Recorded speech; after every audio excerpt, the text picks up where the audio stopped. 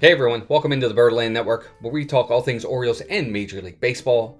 Pitchers and catchers are about to report. They report on the 13th of February, so we're about 10 days out, getting really excited for the regular season, spring training, all the fun stuff that comes with baseball. Just can't wait.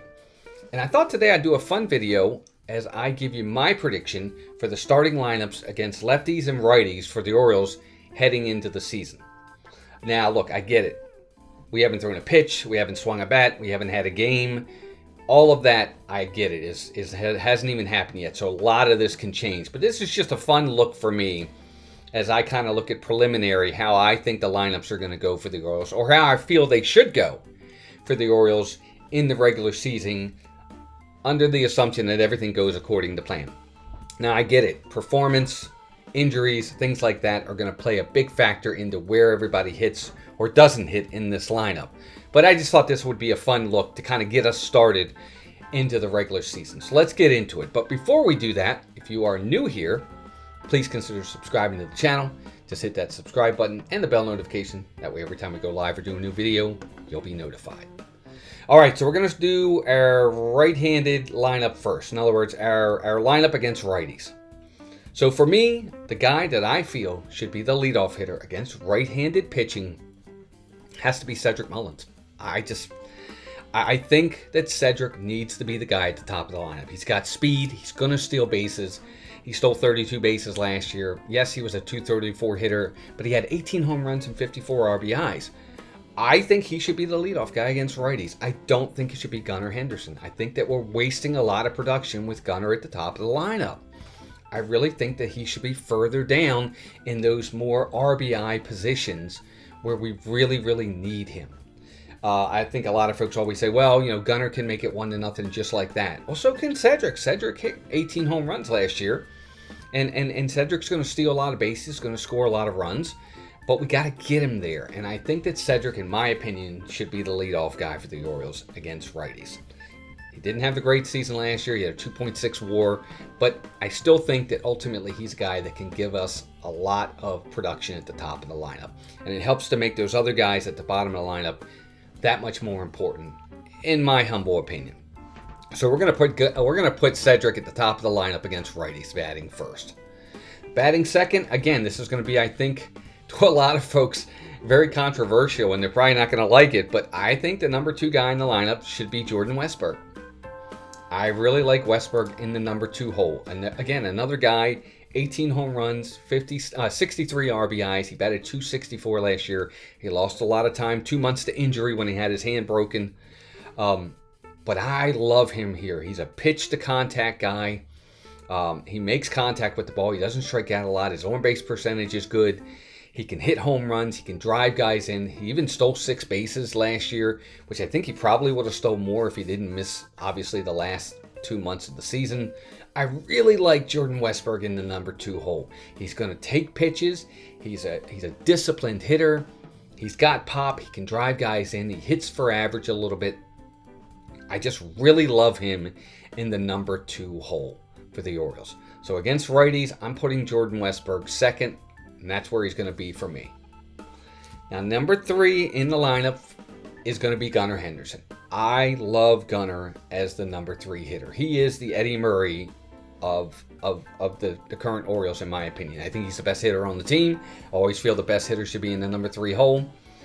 And I think that's where Gunnar needs to be. Last year, he batted .281, 37 home runs, with 92 RBIs. He stole 21 bases on top of it, .364 on-base percentage. Just a great all-around season for Gunnar Henderson. And I love the idea of having him in a more productive slot in the lineup, a number 3 hole guy who's really going to have more RBI opportunities lower in the order. And he's our power guy. He's the guy that's going to do it, in my opinion. So I like Gunnar in the number 3 spot, and that's where I'm putting him against righties. Number 4 is the new guy, Tyler O'Neill. I'm really banking on the fact that what he did last year with Boston, .241 batting average, 31 home runs, 61 RBIs. I'm hoping that this year, batting fourth for the Orioles, protecting Gunnar Henderson in the lineup, I'm really banking on him having that kind of production again this year with the home runs. A little bit more plate discipline than we had with Anthony Santander. But I really like Tyler O'Neill at the number 4 slot here. Again, I'm trying to be lefty-righty, lefty-righty, trying to keep that balance in the order for the Orioles so that you're not too lefty-heavy or too righty-heavy in a lineup, where too later in the game when you have relievers come in, that could pose an issue for the Orioles. That's why I put Tyler O'Neill in the number 4 slot in the right-handed lineup against righties. Number 5, this is where Adley Rutschman falls for me, and that's the number 5. I still think Adley has a ton of talent. I really do. I really don't have any issues with Adley. I know he had a tough second half last year, but I still think Rutschman is a bona fide superstar in this league. 19 home runs, still had 79 RBIs, even with a bad second half. He had really great numbers. 19 home runs, 79 RBIs. He batted .250. It's kind of low for him. I'm seeing that average come up a little bit next year. But I really think he's a great protector of the lineup guy for Tyler O'Neill as well. I like him in the 5 hole. It's still going to have some production there when it comes to RBIs. Right in the power production area of the lineup, and I think that Adley needs to be there in my opinion. He's not going to steal a ton of bases, so I don't want him near the top of the lineup. I want him more in that 3, 4, 5 area where he's going to drive guys in and get guys home and get on base in that respect. I don't need him to steal bases. So to me, the number 5 guy in the lineup is going to be Adley Rutschman against righties. In the 6 hole at first base, we're going to have Ryan O'Hearn. I think that Ryan O'Hearn hits right-handed pitching really, really well. He thrives against it, and I think he's going to do it again this year. And he's going to get a lot of at-bats against right-handed hitters, or against right-handed pitchers. I really feel that way. So I'm putting Ryan O'Hearn at first base, and he's going to be the guy that does it there. He had last year, he had 15 home runs, .264 batting average, 59 RBIs. Again, just like most of the Orioles, he didn't have the best second half. But I think Ryan O'Hearn's a good ball player. He's going to be fine at first base. And he's going to give the Orioles a lot of at-bats against righties. And I think he's going to do well. And that's why, for me, he's going to bat 6th in the lineup at first base. Now, batting 7th for the Orioles is going to be Colton Cowser. Of course, he was a runner-up, the Rookie of the Year last year. Batted .243, 24 home runs, 69 RBIs. He's going to be the left fielder for the O's. I think he's going to bat 7th. He's going to put up good numbers. He's going to steal some bases from time to time. He had 9 last year. If he cuts down on the strikeouts, it's just going to make this lineup that much stronger and deeper during the season. And against righties, he's really good against righties. And I like Colton Cowser in the number 7 spot right here in left field.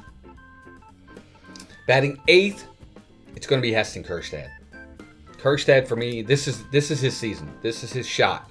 This is his first, in my opinion, full season where he's really going to get an opportunity to show the Orioles what he's capable of. He has raw power potential. This is a 40 home run potential guy, in my humble opinion. Last year, .253, 4 home runs, 14 RBIs, but he only had 99 at bats. He didn't even have 100 at bats. So, 25 hits in 99 at bats. I think this guy has a really good opportunity here. .351 on-base percentage. He had a .745 OPS. This guy's got talent, and I think the Orioles are going to give him every opportunity, and he's going to bat 8th for the Orioles to start in the DH slot. Not going to put him in the outfield. You're going to have Colton, Cedric Mullins, Tyler O'Neill out there. I think Kjerstad will be the number 4 outfielder, but he's definitely going to be in the lineup a lot, and he's going to be also definitely in the lineup against right-handers, and he's going to bat 8th for the Orioles. So we're going to slot him right there in the number 8 spot. And then last but not least, I think this is the guy it's his job to lose in spring training. And of course, that's Jackson Holliday. Jackson Holliday is going to get every opportunity to break camp with the Orioles this season. It's his second base job to lose. He could lose it. You never know. He could have a bad spring, and maybe they send him down, and maybe the Orioles go in another direction. But I don't see it. I think there's just way too much talent. I think he really learned from last year's experience in the major leagues. His second half was much better than his first half. And I think it's going to be a big deal for the Orioles to have him in the lineup all the time. 189 average, 5 home runs, 23 RBIs, and 190 at-bats. Not great numbers when you look at it and you're thinking, oh my goodness, obviously he needs to cut down on the strikeouts, needs to make more contact. But I think he will. I think he really learned a lot from the lineup, from batting a lot, for the Orioles last year and getting those at-bats and getting the experience. I think Jackson Holliday's going to be a lot better this year. Also, he was learning a new position. He's used to playing shortstop. He's playing second base now for the Orioles. I think Holliday's going to be fine. I really do, and I have him batting ninth against right-handed pitching. So there you go. That's my 1 through 9 lineup against right-handers. We got Mullins batting first, Jordan Westburg second, Gunnar Henderson third, Tyler O'Neill fourth, Adley Rutschman fifth, Ryan O'Hearn sixth, Colton Cowser seventh, Heston Kjerstad eighth, Jackson Holliday ninth. Our left-handed lineup. The lineup that the Orioles, I feel, should or may have against left-handed pitching coming into the 2025 season. You're going to see a lot of the same names. Some guys are going to be in different parts of the lineup that they weren't with the righties. And you're going to see a couple of new guys in here as well. But let's get right into it. So batting first against lefties, I'm going to put Gunnar back up at the top of the lineup against left-handed pitching. He hit well against left-handers last year. Obviously, he hits right-handers better, but he hit well against left-handed pitching last year. And we need somebody at the top of the lineup that's going to do that. Cedric does not hit well against left-handed pitching, so he can't be at the top of the lineup. We need somebody that's going to be some sort of table setter up there. And there's just no other option at the top of the lineup other than Gunnar Henderson. So we're going to put Gunnar first against lefties. His numbers are good against lefties, so he's going to bat first at the top of the lineup there against left-handers. Again, just like his numbers, 37 home runs last year with 92 RBI. He's going to steal some bases. This is, against lefties where if he can get on, he can really wreak some havoc with some base stealing right there against lefties. So I like Gunnar. We're going to put him first, top of the lineup against left-handed pitching. I'm not going to change anything with the number 2 guy. I still think Jordan Westburg should be right there in the number 2 spot. I like him. I like the idea of the power potential, the plate discipline, the walks, the getting on base. He does all of that. He'll steal a base or two as well. I think he's a potential 20 stolen base guy. He had 9 in limited action last year. I really like Jordan Westburg in the number 2 spot. I wish the Orioles would just give him one spot in the lineup and say, this is your spot. Go do it. Go at it and just leave him alone and let him have his season. And I think the number 2 hole for Jordan Westburg is a perfect spot for him. I really do. So I'm going to keep him there against lefties. So we're going to slot Jordan Westburg number 2. Number 3, this is where things are going to change a little bit. I'm going to bump up Tyler O'Neill to the number 3 spot. So we're going to have back-to-back righties against lefties. We're going to have Tyler O'Neill batting third. Again, a lot of home run potential, 31 home runs. Hopefully the RBIs will come up a little bit. His discipline's a little bit better than what we had with Santander. His on-base percentage is the same. It's a little bit higher, so we're hoping to get a little bit more of that. I like Tyler O'Neill with his 31 home runs batting third against lefties. Batting fourth, this is where Ryan Mountcastle gets into the lineup, in my opinion. Mounty's going to get in. He's going to take the spot of Ryan O'Hearn, and he's going to bat fourth, and he's going to play first base. The wall is coming in at Oriole Park this year by about, I think they said 9 or 10 feet. That's going to be a big help to Ryan Mountcastle, who lost a lot of home runs last year. I know he's really excited about it. I'm expecting those power numbers and that production numbers to go up pretty significantly, as his numbers have been dropping over the years. But I'm expecting for Mounty those numbers to go up. They need to go up. His home run potential has gone down ever since his rookie year. He went from 33 to 22 to 18 to 13 last year. That has to change this year, and I'm banking on the fact that it will. I think the wall coming in the way it is going to really help his confidence, and he's going to make for a much better season this year than he had last year production-wise in that respect. I mean, he batted 271 last year as an average. His average wasn't bad at all. His on-base percentage was 308. If he can cut down on his strikeouts, he could have a really big year. And I'm definitely expecting a bounce back in the power potential for Ryan. So he's going to bat fourth. So we'll slot him fourth in the lineup. Fifth, again, I'm not touching Adley Rutschman. I'm going to leave Rutschman at the number 5 hole. Switch hitter, so it doesn't matter, lefty or righty. I think he's perfect in that spot. In my humble opinion, I really like him there. And I think Rutschman's going to put up good numbers. I think he's going to have a full season of good numbers. I don't think it's just going to be a first half. I think it's going to be an entire season. He's going to bounce back. And I just want to kind of leave him alone. I want to put him in the number 5 hole and leave him there. He's going to bat DH, though. I'm going to DH him against lefties. And that's where we're going to keep Adley for now. So I'm going to slot him in at number 5. Number 6 on the list, this is where Gary Sanchez is going to get some at-bats for the Orioles. Gary Sanchez is going to bat 6th for the Orioles. Of course, he's coming over from Milwaukee. Now, Sanchez didn't have a ton of at-bats last year. You see the numbers, 4 home runs, so many RBIs. Didn't get a lot of at-bats last year. He's going to get more at-bats here with the Orioles, for sure. Unless Rutschman is just lighting it up and just having a phenomenal season, Gary Sanchez is going to see, I think, the James McCann treatment, and probably is going to get about 80 to 90 games behind the plate this year. Just to spell Adley Rutschman. And if Sanchez gets that many at-bats, he could easily hit 20 home runs for the Orioles as a backup catcher. And that's a big deal for them. I think if the Orioles can get that out of Gary Sanchez, that's going to be, I think, a really big deal. But we'll see what it brings.